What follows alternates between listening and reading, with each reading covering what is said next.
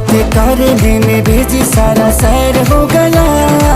तेरा मेरा जब से अफेयर हो गया हो, तेरा मेरा जब से अफेयर हो गया हो। रातों रातों मशहूरी अपना प्यार हो गया हो, रातों रातों मशहूरी अपना प्यार हो गया।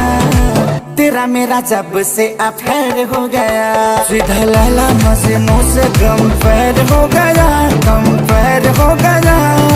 तेरा मेरा जब से अफेयर हो गया हो, तेरा मेरा जब से अफेयर हो गया।